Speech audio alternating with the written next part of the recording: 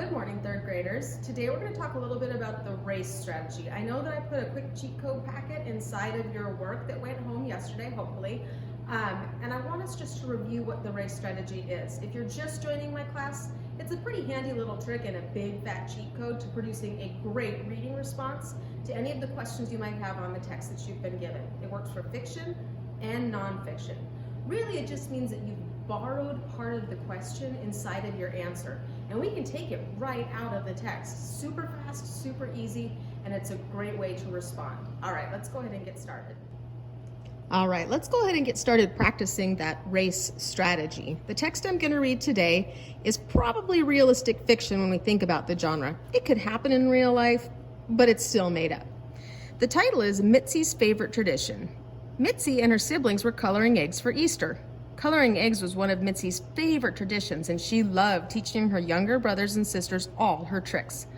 "Look, Tippy, want to see how to make a polka-dotted egg?" Mitzi asked her little sister. Tippy nodded her head yes. Mitzi took some round stickers and placed them all over the egg, then plunked it into the bowl filled with purple dye. "After this egg dries," said Mitzi as she pulled the egg out, "we'll peel the stickers off, and ta-da, there'll be polka dots all over." Tippy cheered and tried it herself with a yellow egg. Mitzi turned to her brother, Moby, and showed him how to drop the eggs into the dye without cracking them. She helped the twins, Floppy and Hoppy, write secret messages on their egg that would appear once they colored them. Mitzi giggled at the mess they made and smiled when she thought of how coloring eggs was becoming her siblings' favorite activity tool. All right, so when we go into the race strategy, that's where we're going to look at the question here. And we're going to decide which part of this question should we use to start our answer or our response. What is Mitzi's favorite tradition? What part of the question do you think that we should use to start our response?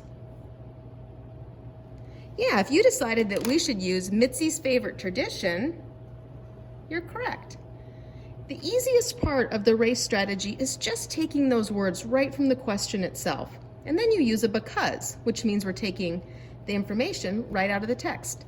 So I'm going to rewrite the start of my answer here using race strategy. So I have Mitzi's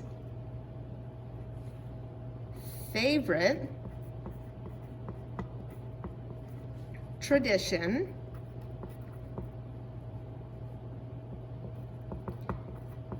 is.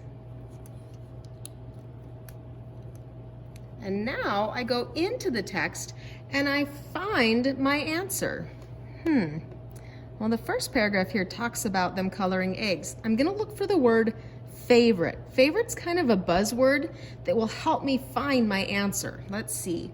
Mitzi and her siblings were coloring eggs for Easter. Coloring eggs was one of Mitzi's favorite traditions.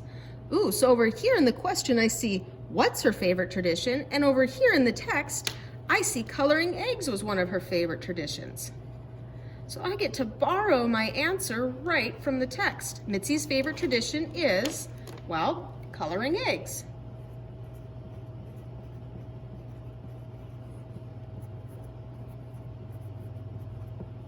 And then I completed my first question from my reading response. The rest of the questions would work the same. I would need to read the question and decide which part of that question I wanted to rewrite for my answer. You'll be working on a text called Puddle Jumping, I believe, and you're going to need to use this race strategy to help you answer it to the best of your ability and to provide some really strong evidence by taking it right from the text. In your packets, I also included a highlighter so that you can practice highlighting the answers as well as the part of the question that you borrowed. Remember, borrowing the question is by far the biggest cheat code in creating good, strong reading responses. Until our next lesson, I'll see you later.